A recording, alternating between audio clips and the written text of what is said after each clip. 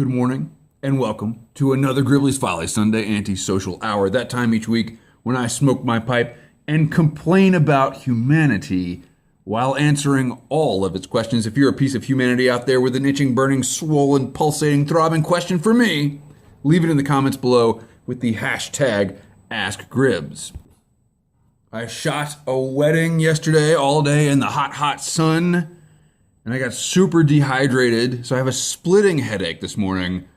No coffee, no coffee. I gotta rehydrate. I'm gonna stick with the clear liquids.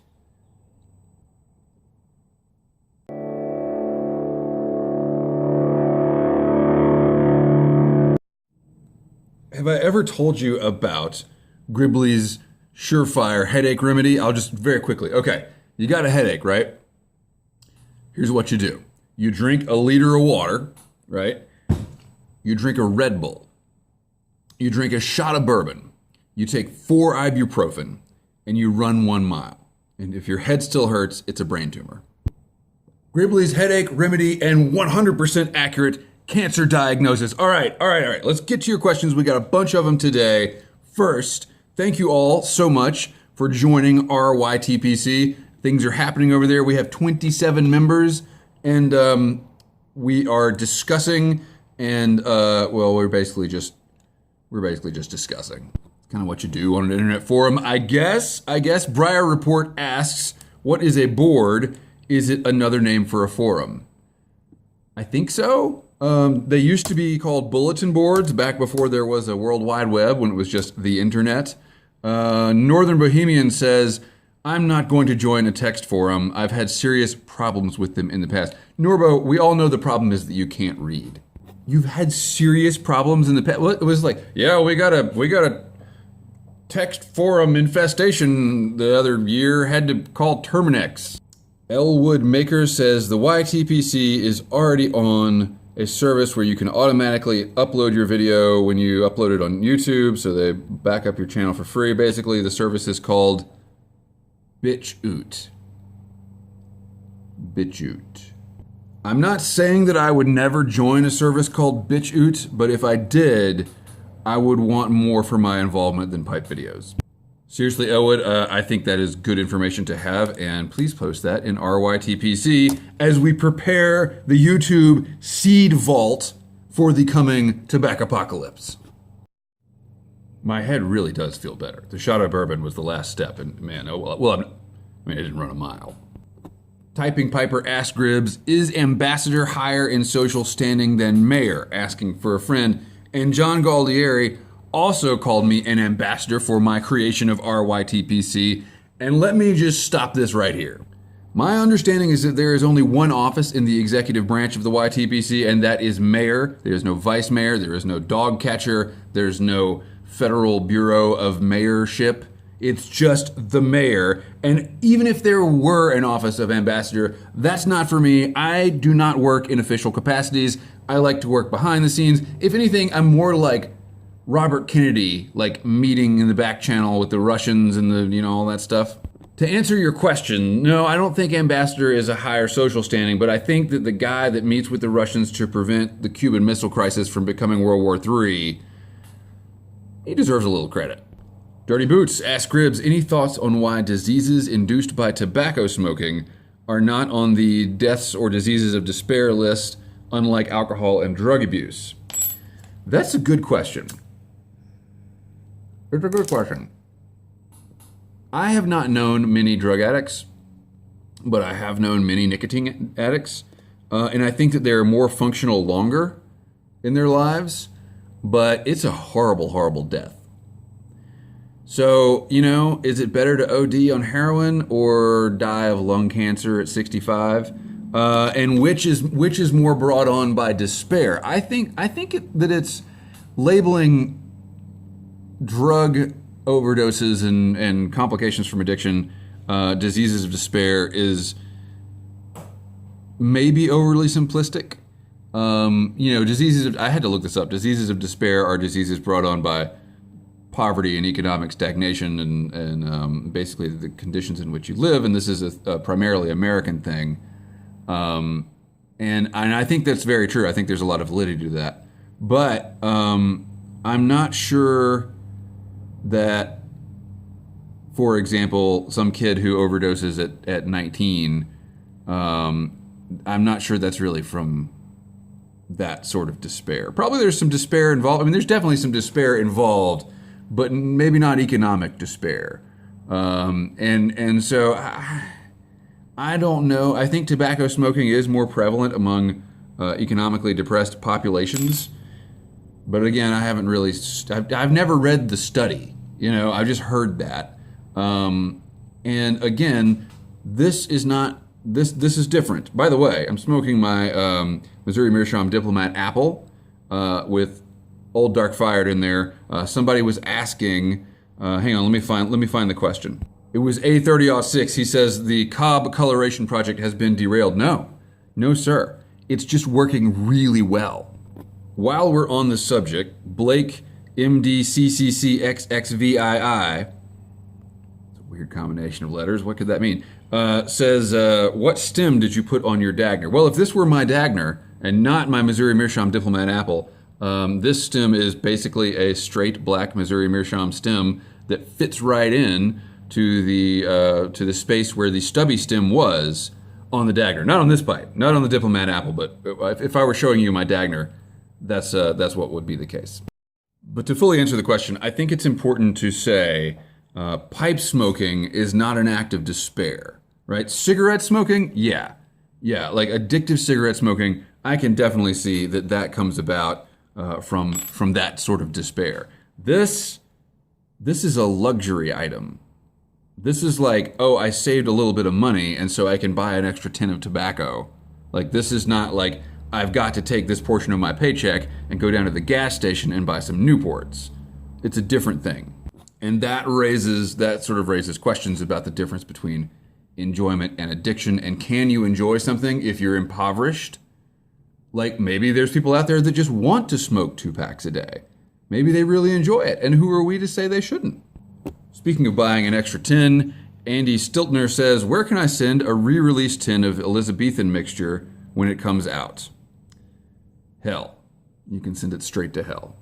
Typing Piper asked Gribbs regarding the talk last week about whether pipe tobacco is marketed toward children. Typing Piper says, were Tom Sawyer or Huck Finn members of the YTPC?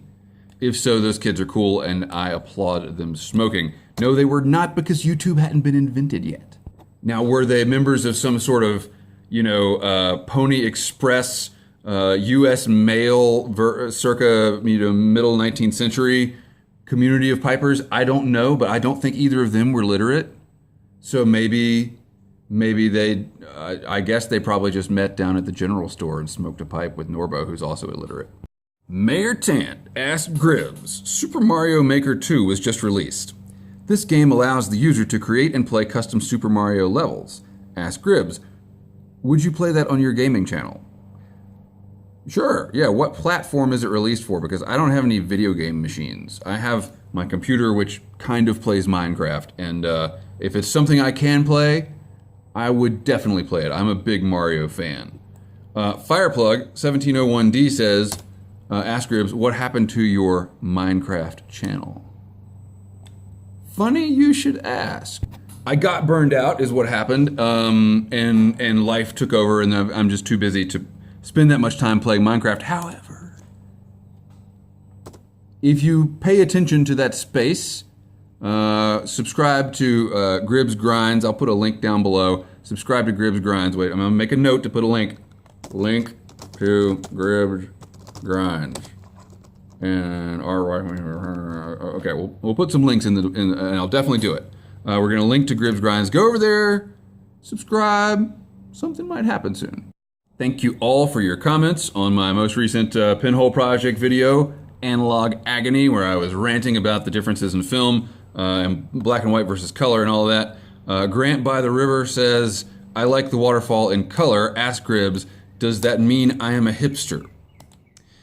Well, Grant, let me ask you this. Have you ever complained about gentrification while shopping at Whole Foods? Do you have a mustache that you have to wax? If your mustache requires maintenance, like in and of itself, other than just your normal grooming, You might be on the line there. I found a list of 50 things that make you a hipster. Number 7, if you used a laptop to buy a typewriter, you're probably a hipster. Ring any bells out there? Francis Barnett says the shot of the tall building is a stunner. I think the blueness and converging verticals are part of its attraction. Ask Gribbs, will you be selling prints of the tall building shot? I had a knockdown, drag-out fight with a friend of mine about whether or not I would be marketing the images that I produced that contain color shifts. And that image is sort of borderline. It is color shifted, it's true, but it is not so far color shifted that it's unusable.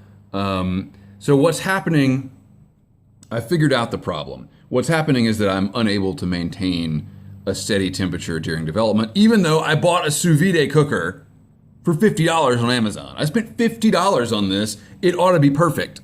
I'm using kombucha fermentation bottles and a 5-gallon bucket from the bakery that used to hold icing. I don't know why I can't get better results. Now, several folks, including Overapipe and Lutrasaurus, let me make sure I'm pronouncing this correctly.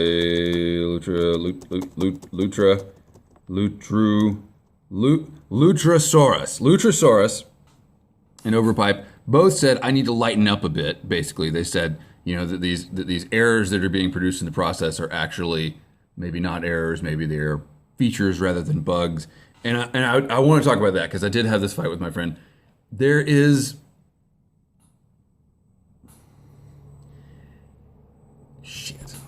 pinhole photography is an act of letting go of all the technique and all the gadgets and stuff that we use in modern photography. It's an act of simplifying photography. However, there are basics, like there are basic things involved, and one of them is the correct color temperature in your film. Getting the correct color response curves out of your film is for me non-negotiable. Right? You want to keep the experimentation part in camera, not in development. There's a difference between experimentation and disregarding errors. And this project was launched to make marketable work with integrity. And I do think that these color shifted images could totally be marketable. There's plenty of people out there that do not share my philosophies about you know the way a photograph should be created. And I understand it's an arbitrary thing, but that's why I'm an artist and not a social media algorithm that just sees what people are clicking on. I am only going to produce work that I believe in. Having said that, I have indeed started to produce some really good images, and the time for marketing these images it draws closer. So, Francis, I will sell you a print of that image if you like, but what I'm going to do is go reshoot it and try to make it better. But if you still want that one, I think that image is acceptable. I think it's okay. There are definitely some I have produced that are not okay and that I would not sell. And then my friend said, just do it under another name. I'm already operating as Gribbly. How many other names do I need? Speaking of which, Walter asked Gribbs, how did you come up with the name Gribbly? The name Gribbly is a reference to Sam Gribbly, who was the main character, well, kind of almost the only character of the 1959 young adult book by Gene Crackhead George called My Side of the Mountain. And I loved that book as a kid. As an adult, I recognized that some of its guidelines for surviving in the woods might be a little fantasized. But I think the spirit of it, the spirit of the book is still awesome. And I'm glad that I thought of that name before apparently anyone else did that has an outdoor channel. I mean, not that I have a big outdoor channel or anything, but it feels right. Back to the film conundrum, Blake MDCCCXXVII asked Gribbs, would doing a photography class at a community college and using its resources be a more economical option? No, I don't think so, because you'd still have to buy the film, and the film is the biggest. The film itself is the biggest expense. Also, there would be the expense of my pride, because I used to teach photography classes in community college, and just taking one and then having to like do the assignments just to be able to take just to be able to get into the darkroom. I can do everything I need to do at home without a darkroom. And who was it that asked? It was Boardwalk Piper, ACNJ. Can you put a darkroom in your garage? I could, but I don't want to. Darkrooms are for printing, and all these images will be printed digitally, which is better. Oh man, I'm gonna get some hate for that. It's better. It's better. It's way better to print from a digital negative than it is to make actual wet prints in a darkroom for many, many reasons. Number one is economy. It's super expensive. If I did that, the biggest expense would be my paper to print on. And the development chemistry that I would have to have, and retrofitting this place into a darkroom. That's a lot of light leakage right back there. I don't think I could make this into a darkroom actually without like bricking up the windows. There are places in my house where I could do it, but man, then I would be exposing myself to chemicals for hours at a time. Codger Jim says, by the way, home processing is a government plot to make you inhale chemicals, so you'll never live long enough to use those dollars you paid into Social Security. Social Security. Yeah, I agree with that. Blix is pretty noxious. The point is, the advantages of wet printing in a darkroom are entirely philosophical. Like, if you're one of those people, and I respect it if you are, that you only want to make prints with silver-based processes using actual light. I get that. That's cool, but that's the only reason to do it, because digital printing gives you better resolution, gives you the same archival qualities, if not better archival qualities, doesn't expose you to toxins, is totally cheaper, and allows you to print on demand. It allows you to make better, it gives you like 100% control of your image, as opposed to wet darkroom printing, which like dodging and burning and like cutting things out of paper to make certain shadows and not for me. Now, I did it back in the day. I did it and I loved it. But I am not willing to go there again. I would like, though, this is a problem for me that I don't like to talk about. I have a branding problem, right? Because I am a professional photographer and I'm marketing to mostly wedding clients and corporate folks doing headshots, corporations, and the image that I want to put forth there is modern, clean, very, very all 100% color, very on top of things, right? But the photography that I really like to do in my own time is the opposite of all that. And so, that's why I like being Gribbly, is because I can just show you guys whatever, because I'm not trying to sell you wedding packages. Not that I sell packages, I do it by the hour, because packages are just a marketing gimmick. Why don't I like marketing gimmicks? Why can't I just color shift my negatives? Because it's a freaking marketing gimmick. But I can't do it. I have to be honest. I have to say, yeah, that's a processing error. I didn't mean to make that building blue. And I can't say, yeah, well, just buy this package. It's the same price as I would charge you hourly, but more. Anyway, I say all that to say this. I'm thinking of putting together a section on one website or another that will actually showcase all the artwork that I've done throughout my life, because it's not out there. And there are certain projects that probably won't be out there. They're a little too much. But, there's stuff, like all the stuff I ever hung in a gallery. Like, why isn't that on the web? But I would point you to those images that I developed in the darkroom, because, man, it was so much fun. But it was so expensive and time consuming and took hours that I can't do that. I have a family now. Like, I remember my wife calling me on the courtesy phone, because this was before cell phones, calling me on the courtesy phone in the art department saying, "Where are you? It's 3 a.m. Like, aren't you coming home?" There was one night that I went into the darkroom at like 9 o'clock and did not come out till like 9 o'clock the next morning. It's that level of work. It's insane, and it's comparable to painting or sculpture or whatever. And that's for people with no kids.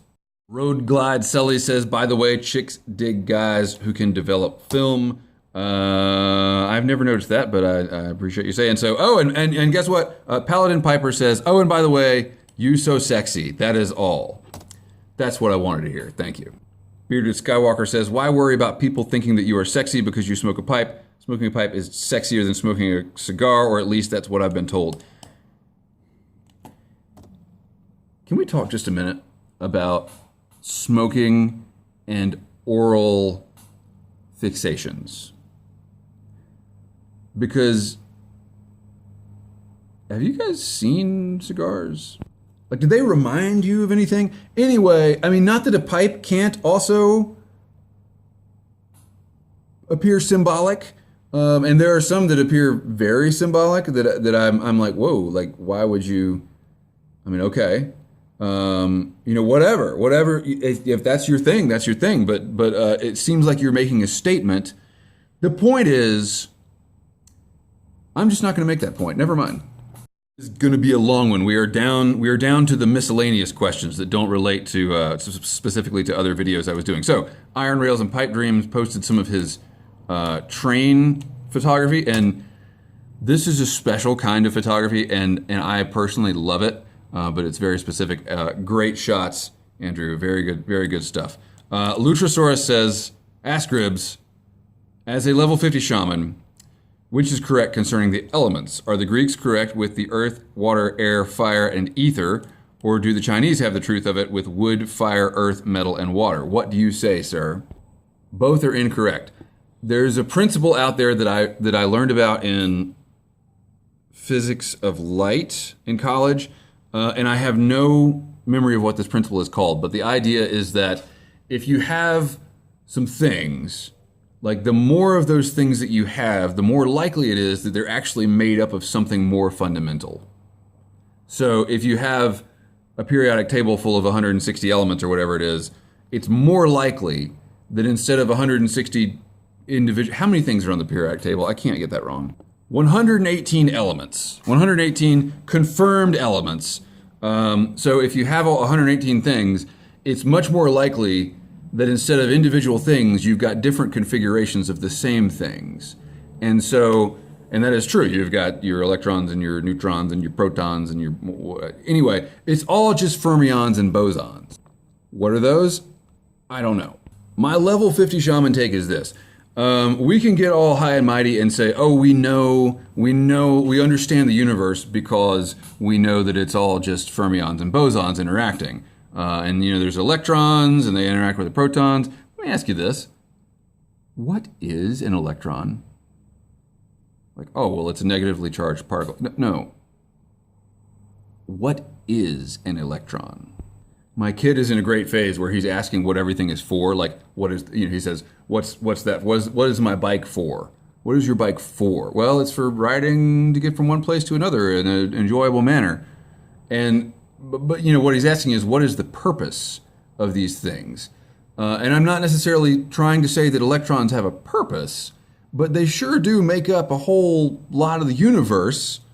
And what the hell are they? I don't know. Now I'm getting existential dread. Next question. Sir Gribbly, may I please ask you what releasing that fish means to you? I'm assuming, Smurfinelli, that you mean the fish in my intro. And what it means is that I caught a fish and it was pretty and I took a video of it, and it makes a really good intro to my YouTube channel. It doesn't really have any larger meaning. Although I will say, I have not eaten a fish this year. I haven't kept a single fish that I've caught this year. And I don't think I want to go 100% catch and release, but I get closer and closer as time moves on. Bob Lee says, doesn't going public with the dead man switch allow drunk Pelosi to fake it? Number one, she's too drunk to fake it. I mean, come on. You think she could actually run Photoshop in her state? Number two, I'm not going public. I'm just telling you guys about it. I'm just telling, look, we're the only ones that can see these videos. Only those of us that have the internet. That's all. Similarly, Idaho Rick says, what if the government knows about the brown sugar Pop-Tarts? Idaho Rick, you would say that, being from Idaho, land of the militias, where you're just some sort of paranoid anti-government conspiracy nut. Come on, why would the government ever fake my dead man switch? It's clearly against the rules. It's totally against the rules to fake someone else's dead man switch. I mean, that's why we have dead man switches. Duh. over a pipe, asked Gribbs, what has 3 legs and a case of the plague? I'm going to go with a rat that barely escaped a trap. Contemplative Piper asked Gribbs, if you had to face 1,000 armadillos or 1,000 opossums armed with a fly swatter and a 10-inch cast iron frying pan, which would you choose? I love these questions. We haven't had one in a while.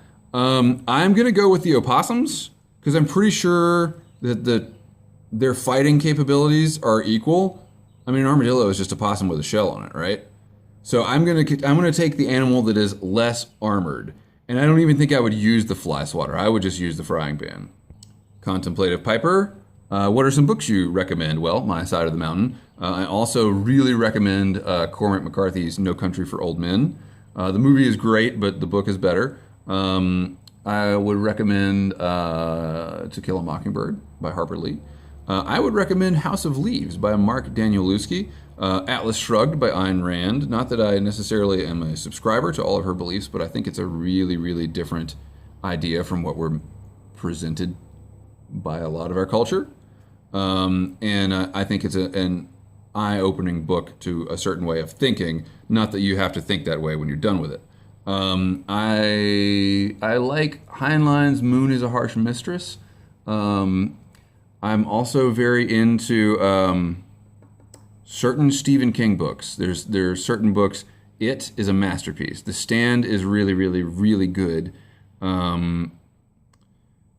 Those are like, yeah, that's probably the extent of like popular books that I like. Trying to think of the last like surprisingly good book. Oh, I would definitely recommend 2 books by John Toland, who was a historical writer. He wrote one called Adolf Hitler, and he wrote one called The Rising Sun, which details the fall of the Japanese Empire. And both of those books, if you want to understand the world today, both of those books, and they're both like 1,600 pages, so it's going to take you like a year to read through them. And I'll never read them again because I have a kid. But man, they are so immersive in that time period, and it really explains a lot about what's going on today. Contemplative Piper asked Gribbs, how is God holy and loving? What is the balance between this dichotomy of a God who saved Nineveh and burned Sodom and Gomorrah?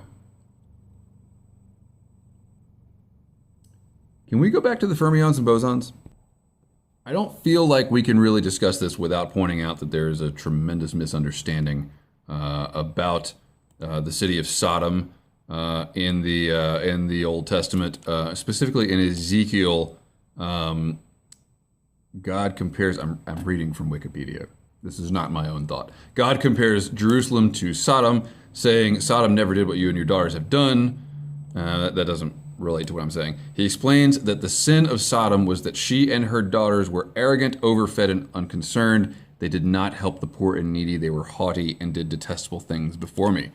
So, modern Christians often bring up Sodom as a center of homosexuality. I live in a very liberal town in an otherwise red state, and my town gets compared to Sodom quite a bit by certain factions. That's fine, whatever. But the point that I'm making here is that Sodom was not destroyed by God for homosexuality. So if that's where your struggle is, I would very much question anyone who tells you that that was the motivation for destroying Sodom. Now, there are those who will say that was part of what was going on, and maybe, whatever, I guess that's debatable. But read that again. She and her daughters were arrogant, overfed, and unconcerned. They did not help the poor and needy. Does that sound like any other societies today? My personal belief is that anything in the Old Testament should be taken, I don't know about lightly, should be taken as folklore. The Old Testament is not a scientific document. It was written pre-critical thinking, right? And a lot of these things, a lot of these stories that we hear are legends. Christianity seems to be different from many other religions in that we tend not to want to realize that our legends are legends, right? Like Native Americans, Greeks, whatever, like they got all their stories about Zeus and his thunderbolts and stuff. They know that's a legend. It's a metaphor. And so I double checked on Wikipedia, so it's very thorough, about whether or not we actually know if Sodom and Gomorrah existed at all. I suspect that they did, but there is no like, no one dug up a road sign that's like Sodom 5 miles. The other thing to remember is that these cities were probably towns of like maybe 5, 10,000 people. And so and they're made of like what? Like straw and wood. So if Sodom burns can only be caused by divine intervention, I think that's a little bit of a stretch. Like, could it also just be caused by somebody being careless with fire? Now, that's taking a very secular viewpoint of it, because I'm sure people will say, the word is inerrant and it happened exactly as it is written in Genesis, I believe, or Deuteronomy, or whatever book that's in. But